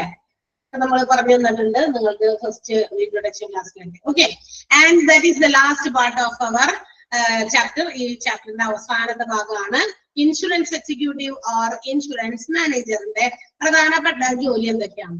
അതായത് ഒരു ഹോസ്പിറ്റലില് ഇൻഷുറൻസുമായിട്ട് ബന്ധപ്പെട്ട കാര്യങ്ങളൊക്കെ നടത്തുക, അതിന്റെമായി ബന്ധപ്പെട്ടിട്ടുള്ള ചില പ്രശ്നങ്ങൾക്കോ അല്ലെങ്കിൽ കാര്യങ്ങൾക്കോ ഒക്കെ ഒരു എന്താ പറയാ മുൻതൂക്കം കൊടുത്ത് എല്ലാ കാര്യങ്ങളും ഡീൽ ചെയ്ത് കൊണ്ടുപോകുക. അതാണ് ഇൻഷുറൻസ് എക്സിക്യൂട്ടീവ് അല്ലെങ്കിൽ ഇൻഷുറൻസ് മാനേജറിന്റെ ഹോസ്പിറ്റൽ. അവരുടെ ഉത്തരവാദിത്തങ്ങൾ എന്തൊക്കെയാണെന്നാണ് ഈ പറഞ്ഞിരിക്കുന്നത്. അറിഞ്ഞിരിക്കുക. Responsible for supervising the insurance operations, designing, implementing and also training the staff in relating to insurance protocols. അതായത് നമ്മളുടെ ഹോസ്പിറ്റൽസിൽ ഇൻഷുറൻസ് സംബന്ധമായിട്ടുള്ള കാര്യങ്ങൾ പ്രവർത്തനങ്ങൾ ഡിസൈൻ ചെയ്യുക, അതെല്ലാം അറേഞ്ച് ചെയ്യുക, അതൊക്കെ എന്താ പറയാ ഓപ്പറേറ്റ് ചെയ്യുക. മാത്രമല്ല ഇൻഷുറൻസ് പ്രോട്ടോകോൾസ് ഒക്കെ അവിടെയുള്ള സ്റ്റാഫുകൾക്കൊക്കെ അതിന് വേണ്ടിയിട്ട് ട്രെയിനിങ് കൊടുക്കുക. ഇൻഷുറൻസ് സംബന്ധമായിട്ടുള്ള നിയമങ്ങളൊക്കെ ചില ആളുകൾക്കൊന്നും അറിയില്ല. എല്ലാവരെയും ഒന്നും പഠിപ്പിക്കണ്ട. ഈ ഇൻഷുറൻസുമായിട്ട് ബന്ധപ്പെടാൻ സാധ്യതയുള്ള സ്റ്റാഫുകൾ ഉണ്ടാവൂലേ. ഇതിപ്പോ ഒരു ഹോസ്പിറ്റലിൽ ചെല്ലുന്നു, ഇപ്പൊ ഒരു രോഗി ആൾക്ക് ഇൻഷുറൻസ് ഉള്ളതാണ്. ആ ഇൻഷുറൻസിനെ കുറിച്ച് എന്തെങ്കിലും അവർ ഡൗട്ടോ അല്ലെങ്കിൽ എനിക്ക് എന്തെങ്കിലും ക്ലെയിം ഉണ്ട് അതിന് വേണ്ടിയിട്ട് നമ്മൾ എന്ത് ചെയ്യണം എന്നൊക്കെ ആരോടെങ്കിലൊക്കെ വഴിയെ പോണവരോടൊന്നും എല്ലാവരോടും ചോദിക്കില്ല. അപ്പൊ റെസ്പോൺസിബിൾ ആയിട്ടുള്ള ചില ആളുകളെ കാണുമ്പോൾ അവർക്കറിയാം ഇവരോട് ചോദിക്കാൻ പറ്റുന്നു. അപ്പൊ അങ്ങനെയുള്ള സ്റ്റാഫുകളൊക്കെ ഉണ്ട് ഹോസ്പിറ്റൽസിൽ. അങ്ങനെയുള്ള സ്റ്റാഫുകൾക്കൊക്കെ ഇൻഷുറൻസിനെ സംബന്ധിക്കുന്ന കാര്യങ്ങളെ കുറിച്ച് ട്രെയിനിങ് പ്രൊവൈഡ് ചെയ്യുക. മാത്രമല്ല ഇൻഷുറൻസിന്റെ എല്ലാ കാര്യങ്ങളും ഡിസൈൻ ചെയ്യുക, അറേഞ്ച് ചെയ്യുക എന്നുള്ളതൊക്കെയാണ് ഒന്നാമത്തെ റെസ്പോൺസിബിലിറ്റി. നെക്സ്റ്റ് സൂപ്പർവിഷൻ അല്ലെങ്കിൽ supervise administration of medical services. അതായത് ഇൻഷുറൻസിന്റെ ബന്ധപ്പെട്ടിട്ടുള്ള മെഡിക്കൽ സേവനങ്ങൾ അതിന്റെ പേഷ്യൻസിനും കസ്റ്റമേഴ്സിനും പ്രൊവൈഡ് ചെയ്യുക. അത് മാത്രമല്ല അത് സൂപ്പർവൈസ് ചെയ്യുക. ഇൻഷുറൻസ് സംബന്ധമായിട്ടുള്ള കാര്യങ്ങള് പേഷ്യൻസിനും കസ്റ്റമേഴ്സിനെയും അതിനു വേണ്ടിയിട്ടുള്ള കാര്യങ്ങൾ മാനേജ് ചെയ്യുക, സൂപ്പർവൈസ് ചെയ്യുക എന്നുള്ളതാണ് മറ്റൊരു റെസ്പോൺസിബിലിറ്റി എന്ന് പറയുന്നത്. ഓക്കെ, പിന്നെന്താണ് processing of patient insurance claims. പേഷ്യന്റുകൾക്കൊക്കെ ഇൻഷുറൻസ് ക്ലെയിം ഒക്കെ ഉണ്ടെങ്കിൽ അതിന്റെ കാര്യങ്ങളൊക്കെ പ്രോസസ് ചെയ്യുക. ഓരോ പേഷ്യൻസ് വരുമ്പോ ഇവരെ സമീപിക്കുകയാണെങ്കിൽ മാത്രം മതി. ഈ ഇൻഷുറൻസ് എക്സിക്യൂട്ടീവ് അല്ലെങ്കിൽ മാനേജർ ഇവരെ സമീപിച്ച് ഇവരോട് ഇൻഷുറൻസുമായി ബന്ധപ്പെട്ടുള്ള പ്രോസസ്സിങ്ങിനെ കുറിച്ചോ ഒക്കെ എന്തെങ്കിലും ഡൗട്ട് ഒക്കെ ഉണ്ടെങ്കിൽ അതൊക്കെ പ്രോസസ് ചെയ്ത് കൊടുക്കുക, ക്ലിയർ ചെയ്ത് കൊടുക്കുക. Effective collaboration with insurance companies. Insurance കമ്പനീസുമായിട്ട് വളരെ നല്ലൊരു കൊളാബറേഷൻ, ഒരു കണക്ഷൻ ഇവർക്ക് ഉണ്ടായിരിക്കണം എന്നുള്ളതാണ്. അതായത് ഇൻഷുറൻസുമായിട്ട് ക്ലെയിമുമായിട്ട് ആരൊക്കെ വരുന്നു പറയാൻ പറ്റില്ലല്ലോ. അപ്പോൾ ആ ഇൻഷുറൻസ് കമ്പനികളുമായിട്ട് ഒരു ചെറിയൊരു ബന്ധം, നല്ലൊരു ബന്ധം അവർക്ക് ഉണ്ടായിരിക്കണം. Also maximise patient satisfaction. ഏറ്റവും അധികം ഇത് ചെയ്യേണ്ട മറ്റൊരു കാര്യം എന്ന് പറയുന്നത് പരമാവധി പേഷ്യൻസിന്റെ സാറ്റിസ്ഫാക്ഷൻ, സംതൃപ്തി നേടിയെടുക്കുക. എന്ന് വെച്ചാൽ ഇൻഷുറൻസ് സംബന്ധമായിട്ടുള്ള കാര്യങ്ങൾക്ക് ഇവർക്ക് എല്ലാ തരത്തിലുള്ള എന്താ പറയാ സർവീസും പ്രൊവൈഡ് ചെയ്യുക. എല്ലാ ഇൻഷുറൻസിന്റെ എല്ലാ സേവനങ്ങളും ലഭ്യമായാൽ പേഷ്യൻസ് അതിനെ സംബന്ധിച്ച് സാറ്റിസ്ഫൈഡ് ആയിരിക്കും അല്ലെ. അപ്പൊ അതിന് വേണ്ടിയിട്ടുള്ള എല്ലാ സഹായ സഹകരണങ്ങളും കൊടുക്കുക. ഇപ്പൊ ഉദാഹരണത്തിന് നല്ല ട്രീറ്റ്മെന്റ് കിട്ടി, നല്ല മരുന്ന് കിട്ടി, ബാക്കിയെല്ലാം ഓക്കെയാണ്. പക്ഷേ അറ്റ് ദ പാർട്ട് ഓഫ് ഇൻഷുറൻസുമായിട്ട് ബന്ധപ്പെട്ട് നോക്കി കഴിഞ്ഞപ്പോ ഇൻഷുറൻസിന് വേണ്ടി ഓടി നടന്ന മനുഷ്യന്റെ എന്താ പറയാ കൈ നടുവൊടിഞ്ഞു, കാല് നടുവൊടിഞ്ഞു, അല്ലെങ്കിൽ അതിനുവേണ്ടി കുറെ ഓടി, അതായിരുന്നു ഏറ്റവും വലിയ ടെൻഷൻ. ബാക്കിയുള്ള കാര്യങ്ങളൊന്നും കുഴപ്പമുണ്ടായിരുന്നില്ല, നല്ല ട്രീറ്റ്മെന്റ് ആണ്, നല്ല ഡോക്ടേഴ്സ് ആണ് എന്നൊക്കെ പറയുന്നത്. പക്ഷെ ഇൻഷുറൻസുമായിട്ട് ബന്ധപ്പെട്ടാണെങ്കിൽ അങ്ങനെ പോകാതിരിക്കുക നല്ലത് എന്ന് 10 ആളോട് പുറത്തിറങ്ങി പേഷ്യൻസ് പറഞ്ഞാൽ എന്തായാലും സ്ഥിതി ഒന്ന് ആലോചിച്ചു. എന്ത് പറ്റും? അത് ഹോസ്പിറ്റലിന്റെ തൊട്ടടുത്ത കാര്യം പറയുന്നുണ്ട്, it will affect the image of the hospital. തീർച്ചയായും അത് ഹോസ്പിറ്റലിന്റെ ഇമേജിനെ ബാധിക്കും, ഹോസ്പിറ്റലിന്റെ ഗുഡ് വില്ലിനെ ബാധിക്കും. അപ്പൊ 10 ആളുകളുടെ സാറ്റിസ്ഫാക്ഷൻ ആണ് ഹോസ്പിറ്റലിന്റെ ഇമേജ് വർദ്ധിപ്പിക്കാനുള്ള കാരണം അല്ലെ. To enhance the image of hospital. ഹോസ്പിറ്റലിന്റെ ഇമേജ് വർദ്ധിപ്പിക്കുക അല്ലെങ്കിൽ ഗുഡ് വില്ല് വർദ്ധിപ്പിക്കുക. അതെങ്ങനെയാ? By providing maximum satisfaction to the patients. പേഷ്യൻസിന് പരമാവധി സംതൃപ്തി നേടിക്കൊടുത്തുകൊണ്ടാണ് അത് നടത്താൻ പറ്റുള്ളൂ അല്ലെ. എല്ലാ ഇൻഷുറൻസ് ഒക്കെ ക്ലെയിം ഒക്കെ കൃത്യമായിട്ട് പെട്ടെന്ന് തന്നെ സെറ്റിൽ ചെയ്ത് കൊടുക്കുക. ആളുകളെ പേഷ്യൻസിനെ ബുദ്ധിമുട്ടിക്കാതിരിക്കുക. ട്രീറ്റ്മെന്റ് കിട്ടണോ വേണ്ടേന്ന് എന്താ പറയാ ഒരു ആശയക്കുഴപ്പം അത് ചോദിച്ചതിനും പോലെ ഹോസ്പിറ്റലിന്റെ വാർഡിലോ കാഷ്വാലിറ്റിയിലോ പേഷ്യൻസിനെ പ്രവേശിപ്പിച്ചിട്ട് ഇൻഷുറൻസിന്റെ കാര്യം ശരിയായില്ലാത്തതുകൊണ്ട് ട്രീറ്റ്മെന്റ് കൊടുക്കാതെ അവിടെ വൈകിച്ചിടുക. ഇതൊക്കെ ഹോസ്പിറ്റലിന്റെ ഇമേജിനെ ബാധിക്കും അല്ലെ. അപ്പൊ അതുകൊണ്ട് അത്തരം കാര്യങ്ങളുടെ എത്രയും പെട്ടെന്നൊക്കെ ക്ലിയർ ചെയ്ത് കഴിഞ്ഞാൽ അങ്ങനെയുള്ള പ്രശ്നങ്ങളൊന്നും ഇല്ലാതെയാകും. ആൻഡ് അത് ഹോസ്പിറ്റലിന്റെ ഇമേജ് വർദ്ധിപ്പിക്കുകയും ചെയ്യും. ദെൻ ഇൻഷുറൻസ് ക്ലെയിമുകളൊക്കെ റിവ്യൂ ചെയ്യുക. ഓരോ ഇൻഷുറൻസ് ക്ലെയിമുകളൊക്കെ എങ്ങനെയൊക്കെ കൊടുത്തു, അതൊക്കെ എങ്ങനെയാണ് പ്രൊവൈഡ് ചെയ്തതെന്നൊക്കെ നോക്കുക. മാത്രമല്ല അക്യുറസി, ആ എഗ്രിമെന്റിൽ പറഞ്ഞിരിക്കുന്ന കൃത്യമായ ബെനിഫിറ്റ് ഒക്കെ പേഷ്യൻസിന് കിട്ടുന്നുണ്ടെന്ന് ഉറപ്പുവരുത്താൻ വേണം. അല്ലെങ്കിൽ ഇന്ന ബെനിഫിറ്റ് കിട്ടുന്നില്ല ഇതൊക്കെ പറഞ്ഞിട്ടാണ് ഞങ്ങൾ ഇൻഷുറൻസ് ചേർത്തത്, പക്ഷെ ഇപ്പൊ അതൊന്നും കിട്ടുന്നില്ല എന്നൊക്കെ ആണെങ്കിൽ അതൊക്കെ നോക്കണം. ഇവർ കൂടി ശ്രദ്ധിക്കണം. ഇൻഷുറൻസ് എക്സിക്യൂട്ടീവ് കൂടി അറിഞ്ഞിരിക്കണം ഇന്ന കാര്യങ്ങൾക്ക് അവര് എഗ്രി ചെയ്തിട്ടുണ്ട്, പക്ഷെ അതിപ്പോ പ്രൊവൈഡ് ചെയ്യുന്നില്ല എന്ന് ഇവര് പറഞ്ഞു കഴിഞ്ഞാൽ അവരോടൊക്കെ ഒപ്പം നിൽക്കാൻ പറ്റില്ല ഇൻഷുറൻസ് കമ്പനിക്കാരോടൊപ്പം. ടേംസ് ഇതിനകത്ത് പറഞ്ഞിട്ടുണ്ടെങ്കിൽ, പോളിസിയിൽ പറഞ്ഞിട്ടുണ്ടെങ്കിൽ അത് കിട്ടുന്നുണ്ട് പേഷ്യൻസിന് എന്ന് ഉറപ്പുവരുത്തേണ്ടത് ഇൻഷുറൻസ് എക്സിക്യൂട്ടീവ് ആണ്. And also they have to report critical matters to the management. ഇൻഷുറൻസുമായി ബന്ധപ്പെട്ടുള്ള എന്തെങ്കിലും വിമർശനങ്ങളോ മറ്റു കാര്യങ്ങളോ ഒക്കെ ഉണ്ടെങ്കിൽ അവിടെ തന്നെ നടത്തി അത് അവിടെ തന്നെ ഇട്ട് വെറുതെ എന്താ പറയാ ആളുകളുടെ ഇടയിലിട്ട് അങ്ങനെ പെരുക്കി കൊണ്ടുവരുന്നത് കാര്യമില്ല. അങ്ങനെ എന്തെങ്കിലും പ്രശ്നങ്ങളൊക്കെ ഉണ്ടെങ്കിൽ it should be notice to the management. ആരെ നോട്ടീസ് ചെയ്യിപ്പിക്കണം? മാനേജ്മെന്റിനെ അറിയിക്കണം അല്ലെ. എന്ത് തീരുമാനങ്ങളിലും എടുക്കാനും തീരുമാനങ്ങളിൽ മാറ്റം വരുത്താനും ആർക്കെ അധികാരമുള്ളൂ? മാനേജ്മെന്റിനാണ്. അപ്പൊ മാനേജ്മെന്റിനെ അറിയിക്കുക. അത്തരം പ്രശ്നങ്ങൾ എന്തെങ്കിലുമൊക്കെ ഉണ്ടെങ്കിൽ, പൊളിറ്റിക്കൽ മാറ്റേഴ്സ് ഒക്കെ ഉണ്ടെങ്കിൽ അവരെ അറിയിക്കുക. Then submit monthly reports. Insurance സംബന്ധമായിട്ടുള്ള ക്ലെയിമുകൾ സെറ്റിൽ ചെയ്തതോ മറ്റു കാര്യങ്ങളൊക്കെ ഉണ്ടെങ്കിൽ അതിന്റെയൊക്കെ ഒരു മാസം ഒരു റിപ്പോർട്ട് തയ്യാറാക്കുക. Then organise insurance presentation internal and externally. ഹോസ്പിറ്റൽസിന്റെ അകത്തും പുറത്തും ഇൻഷുറൻസുമായിട്ട് ബന്ധപ്പെട്ടിട്ടുള്ള കാര്യങ്ങൾക്ക് എന്തെങ്കിലും ചിലപ്പോൾ പോകേണ്ടി വരും. അത്തരം മീറ്റിങ്ങുകൾ ഓർഗനൈസ് ചെയ്യേണ്ടി വരും, അറ്റൻഡ് ചെയ്യേണ്ടി വരും. അതിനൊക്കെ പുള്ളിക്കാരൻ പോകേണ്ടി വരും. ആരെങ്കിലും ഇൻഷുറൻസ് എക്സിക്യൂട്ടീവ് പോകേണ്ടി വരും. Then conduct meetings weekly, department wise meetings ആണ്. ഓരോ ഡിപ്പാർട്ട്മെന്റ് വൈസ് ആയിട്ടുള്ള മീറ്റിംഗ്സ് ആഴ്ചയിൽ കണ്ടക്ട് ചെയ്യുക എന്നുള്ളത് മറ്റൊരു ഉത്തരവാദിത്തമാണ്. ആഴ്ചയിലെ ഡിപ്പാർട്ട്മെന്റുകൾ ഒരുപാടുണ്ടല്ലോ. എല്ലാ ഡിപ്പാർട്ട്മെന്റുകളും ഇൻഷുറൻസുമായി ബന്ധപ്പെട്ടുള്ള പേഷ്യൻസ് വരാൻ സാധ്യതയുണ്ട്. അപ്പൊ അങ്ങനെ വരുമ്പോൾ ഡിപ്പാർട്ട്മെന്റുകൾക്ക് ഓരോരുത്തർക്കും സെപ്പറേറ്റ് മീറ്റിങ്ങുകൾ ആഴ്ചയിൽ ഒരിക്കലൊക്കെ കണ്ടക്ട് ചെയ്യാം. പിന്നെ ഇൻഷുറൻസിന്റെ ഡിസ്കൗണ്ട്, ഇൻഷുറൻസിന്റെ റിജക്ഷൻസ് എന്തെങ്കിലുമൊക്കെ ഉണ്ടെങ്കിൽ അതൊക്കെ മോണിറ്റർ ചെയ്യാം. നേരത്തെ നമ്മൾ പറഞ്ഞില്ലേ, റിജക്ട് ചെയ്യാവുന്ന ഇൻഷുറൻസ് എപ്പോ വേണമെങ്കിലും ഇൻഷുറൻസ് ക്ലെയിം. അപ്പൊ അങ്ങനെയുള്ള റിജക്ഷൻസ് എന്തെങ്കിലും വന്നിട്ടുണ്ടെങ്കിൽ അതെന്തൊക്കെയാണ്, അത് എന്തുകൊണ്ട് അങ്ങനെ വന്നേ, അതിനെ കുറിച്ചുള്ള ഒരു വിലയിരുത്തൽ, ഒരു മോണിറ്ററിംഗ് നടത്തുക. Make sure that insurance schemes are up to date. എല്ലാ ഇൻഷുറൻസ് സ്കീമുകളും അപ് ടു ഡേറ്റ് ആണ്. എന്ന് വെച്ചാൽ എന്താ, കൃത്യം അത് അപ്ഡേറ്റ് ചെയ്തിട്ടാണ് വന്നേക്കണേ. അതായത് ഹോസ്പിറ്റലിന്റെ ഇൻഫോർമേഷൻ സിസ്റ്റം അനുസരിച്ച്, HIS ഹോസ്പിറ്റൽ ഇൻഫോർമേഷൻ സിസ്റ്റം അനുസരിച്ച് ഇതെല്ലാം സ്കീമുകളെല്ലാം തന്നെ അപ്ഡേറ്റഡ് ആണ് എന്നുള്ളത് ഉറപ്പുവരുത്തണം. And also they have to provide, നേരത്തെ പറഞ്ഞതുപോലെ ട്രെയിനിങ് കൊടുക്കണം സ്റ്റാഫിന്. അതായത് തങ്ങളുടെ ഈ ഇൻഷുറൻസുമായി ബന്ധപ്പെട്ട ആൾക്കാരൊക്കെ ഉണ്ടല്ലോ, അവർക്കും തന്റെ കീഴിലുള്ളവർക്കും ഒക്കെ ഇൻഷുറൻസുമായി ബന്ധപ്പെട്ടിട്ടുള്ള മറ്റ് സ്റ്റാഫുകൾക്കൊക്കെ ഇയാൾ എന്ത് ചെയ്യണം, ഒരു ട്രെയിനിങ് പ്രോപ്പറായിട്ട് കൊടുത്തിരിക്കണം. ഇൻഷുറൻസിനെ കുറിച്ചുള്ള എന്താ പറയാ അജ്ഞത ചിലപ്പോ ചില കാര്യങ്ങളിലേക്ക് വഴിതെളിക്കും. അതുകൊണ്ട് അതൊന്നും ആരും അറിയില്ല എന്ന് പറയാത്ത രീതിയിൽ അവർക്ക് അതിന് വേണ്ട ട്രെയിനിങ് പ്രൊവൈഡ് ചെയ്യാം.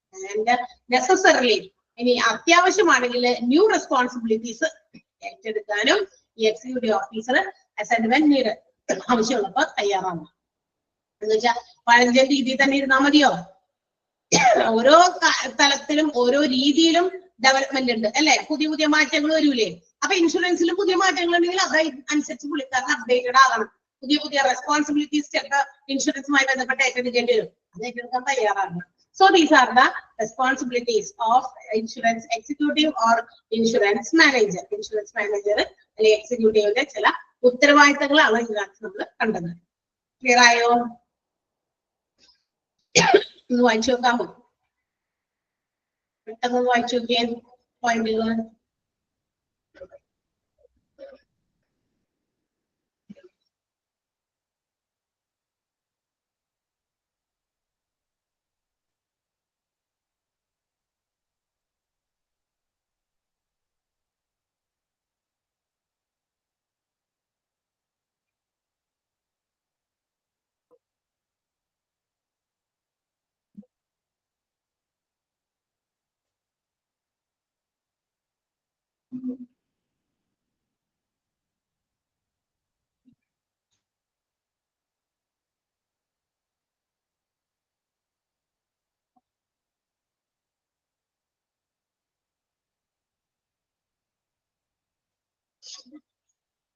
ക്ലിയർ ആയോ?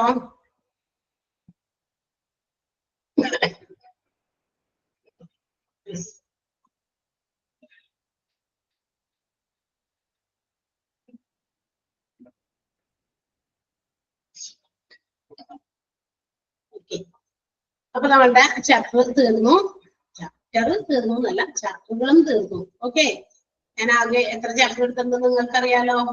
ഒരുപാട് ചാപ്റ്റർ ഒന്നും എടുത്തിട്ടില്ല. ബിക്കോസ് ഒന്നാമത്തെ കാര്യം, നമുക്ക് ആകെ ഒരു ആഴ്ചയിൽ വീക്ക്ലി വൺസ് ആണ് നമുക്ക് ക്ലാസ് ഉണ്ടായിരുന്നത്. ഒരാഴ്ചയിൽ ഒരു ദിവസം മാത്രമേ നമുക്ക് ക്ലാസ് ഉള്ളൂ. അതും വെനസ്ഡേ മാത്രമേ ഉണ്ടായിരുന്നുള്ളൂ. പിന്നെ തന്നിരിക്കുന്ന ചാപ്റ്ററുകൾ ആണെങ്കിൽ, അല്ലെങ്കിൽ എടുത്തിരിക്കുന്ന ചാപ്റ്റർ ആണെങ്കിൽ കുറച്ച് ലെങ്തിയും ആയിരുന്നു അല്ലെ.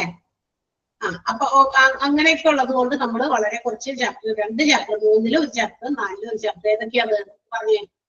അത് നമ്മൾ കുറെ മാർക്ക് ചെയ്ത് പോയതാണല്ലോ. എല്ലാ പേജിലും ഞാൻ മാർക്ക് ചെയ്തല്ലേ നമ്മൾ പോയത് അല്ലേ? പറയട്ടെ, ആണല്ലോ. അപ്പൊ നമ്മൾ ഏത് ചാപ്റ്റർ വേറെ എടുത്തത് എന്ന് പറഞ്ഞേ? ഞാൻ എടുത്ത വേറെ ചാപ്റ്റർ ഏതാണ്? അറിയില്ല. Yes, medical record. അപ്പൊ മെഡിക്കൽ റെക്കോർഡും മെഡിക്കൽ ഇൻഷുറൻസും ആണ് ഞാൻ എടുത്ത ചാപ്റ്റർ. മറക്കണ്ട. ഇനി നിങ്ങൾ ചോദിക്കുന്നത് മെഡിക്കൽ റെക്കോർഡ് കഴിഞ്ഞിട്ട് ഒരു medical record extra medical insurance extra note പറഞ്ഞ ചാപ്റ്റർ കിടക്കുന്നത്. ആ ചാപ്റ്റർ കിടക്കുന്നത് നോട്ടിലായിരിക്കും കിടക്കുന്നത്. പക്ഷെ നിങ്ങളുടെ നമുക്ക് തന്നിരിക്കുന്ന മൊഡ്യൂൾ വൈസ് ഉള്ള സിലബസ് തന്നിട്ടില്ലേ? സിലബസില് എത്ര ചാപ്റ്റർ ഉണ്ട്? ഞാൻ ഒരുപാട് പ്രശ്നം നേരത്തെ പറഞ്ഞിട്ടുണ്ടാവും. മെഡിക്കൽ ഇൻഷുറൻസ് കഴിഞ്ഞിട്ട് medical extra note, insurance extra note എന്ന് പറഞ്ഞ ചാപ്റ്റർ ഉണ്ടോ അതിനകത്ത്? സിലബസ് തന്നേക്കണേലുണ്ടോ? 4ാമത്തെ മൊഡ്യൂളിൽ എത്ര ചാപ്റ്റർ ഉള്ളത്? ആകെ 11 ചാപ്റ്റർ ഉള്ളത്. 4ാമത്തെ മൊഡ്യൂൾ അതിൽ പേപ്പർ 4-ല് 11 ചാപ്റ്റേഴ്സ് ആണുള്ളത്. അതിനകത്ത് മെഡിക്കൽ ഇൻഷുറൻസ് എക്സ്ട്രാ നോട്ട് എന്ന് പറയുന്ന ഒരു ചാപ്റ്റർ ഇല്ല. അതന്ന് ഏതോ ഒരു ടീച്ചർ എടുത്തപ്പോ പണ്ട് ആ ടീച്ചർ ഉണ്ടാക്കിയ ഒരു എക്സ്ട്രാ നോട്ടായിരുന്നു.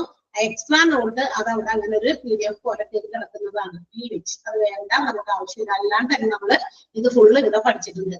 കുറെ ഗവൺമെന്റ് ഇൻട്രൊഡ്യൂസ് ചെയ്തിരിക്കുന്ന ഇൻഷുറൻസ് പദ്ധതികൾ, ഹെൽത്ത് ഇൻഷുറൻസ് എന്താണ്, അതിന് കൊടുക്കുന്ന കവറേജുകൾ എന്തൊക്കെയാണ്, അല്ലെ? ഒരുപാട് കാര്യം നമ്മൾ അല്ലാണ്ട് തന്നെ പഠിച്ചിട്ടുണ്ട്. പുറത്തേക്ക് മതി. ഓക്കെ, എക്സ്ട്രാ നോട്ടിന്റെ ആവശ്യം നമുക്കില്ല. അപ്പൊ നിങ്ങൾ ഇനി അങ്ങനെ ഒരു സംശയം ചോദിക്കേണ്ട. എക്സ്ട്രാ നോട്ട് എന്ന് പറയുന്ന ഒരു പാടില്ല ഇനി. ഓക്കെ, അപ്പൊ അത് കഴിഞ്ഞു. ഇനി അടുത്ത കാര്യം എനിക്ക് ചോദിക്കാനുള്ളത്, നിങ്ങൾക്ക് എല്ലാ ചാപ്റ്റേഴ്സും തീർന്നോ? എടുത്ത് അതായത് 13 + 11 24 ചാപ്റ്ററുകൾ കാണണം.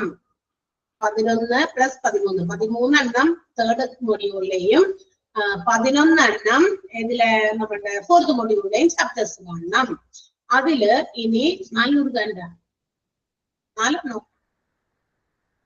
അല്ല, പിന്നെ എത്ര ഉണ്ട്? സൗണ്ട് അൺമ്യൂട്ട് ചെയ്യാം. അത് നിങ്ങൾ പറയുന്നതായിരിക്കും ശരി. സമയം പോകുന്നു കുറച്ച് അധികം. മാം, ഇനി ഒരു ചാപ്റ്റർ തീരെ തുടങ്ങാത്തതുള്ള responsibility of hospital administration. Aswathi miss ഇപ്പൊ വരുമ്പോ റെസ്പോൺസിബിലിറ്റീസ് ഇപ്പൊ തുടങ്ങും. ഓക്കെ, പിന്നെ മെഡിക്കൽ എക്യുപ്മെന്റ്സ് മാത്രമായിട്ട് ഒരു ചാപ്റ്റർ ഉണ്ട് മാം, അത് എടുത്തിട്ടില്ല. അത് എടുത്തു തുടങ്ങിയിട്ടുണ്ടല്ലോ ആതിര മാം. അതല്ല ആതിര മാം എടുത്തിട്ടുണ്ടല്ലോ. എടുത്തു തുടങ്ങി. അതിനാ മിസ്സിന്റെ ഒരു ചാപ്റ്റർ എടുത്തോണ്ടിരുന്നത് തീർന്നിട്ട് മിസ് എടുത്തു തുടങ്ങുമെന്ന് എന്നോട് പറഞ്ഞിരുന്നു. ഞാൻ അതൊക്കെ കൺഫേം ആക്കാനാണ്. തുടങ്ങിയിട്ടുണ്ട്. ഓക്കെ, അപ്പൊ ടീച്ചർ എടുത്തോളും. കാരണം അത് എക്യുപ്മെന്റുകളെ കുറിച്ചിട്ടാണ്. അപ്പൊ എക്യുപ്മെന്റ് ആകുമ്പോൾ വേഗം നമുക്ക് മനസ്സിലാകും ഇന്ന എക്യുപ്മെന്റ് എന്തിനു ഉപയോഗിക്കുന്നു എന്നൊക്കെ. അപ്പൊ അത് എളുപ്പത്തിൽ മനസ്സിലാവുകയും ചെയ്യും. മാത്രമല്ല ടീച്ചർക്കാണ് ഈ അവർക്ക് ഇവിടെ കൂടുതൽ ക്ലാസ് കൊടുക്കുന്നത്. അപ്പൊ ആ ടീച്ചർക്ക് എന്തെങ്കിലും എടുത്ത് തീർക്കാൻ പറ്റുള്ളൂ. നമ്മള് കുറച്ച് അവേഴ്സ് ഉള്ളവര് എടുത്ത് തുടങ്ങിയത് കാര്യമില്ല. അതുകൊണ്ട് ടീച്ചർ തന്നെ എടുത്തോളാന്ന് പറഞ്ഞു. അപ്പൊ ടീച്ചർക്ക് അത് കൊടുത്തിട്ടുണ്ട്. ഓക്കെ, പിന്നെ എന്തെങ്കിലും റെസ്പോൺസിബിലിറ്റീസ് അശ്വതി മിസ് എടുത്ത് തീർക്കും. പിന്നെ ശരി, ഞങ്ങൾക്കൊരു ചാപ്റ്റർ കംപ്ലീറ്റ് ആക്കാതെ വെച്ചിട്ടുണ്ട്. 50ാമത്തെ ചാപ്റ്റർ. നിങ്ങൾക്ക് ഓർമ്മയുണ്ടാന്ന് അറിയാല്ലേ ഞാൻ പറയാതെ ഇരിക്കണേ. നിങ്ങൾ പറയട്ടെ എന്ന് വിചാരിച്ചിട്ടാ. ഞാൻ പറയുന്നതല്ലല്ലോ ശരി. റെക്കോർഡ്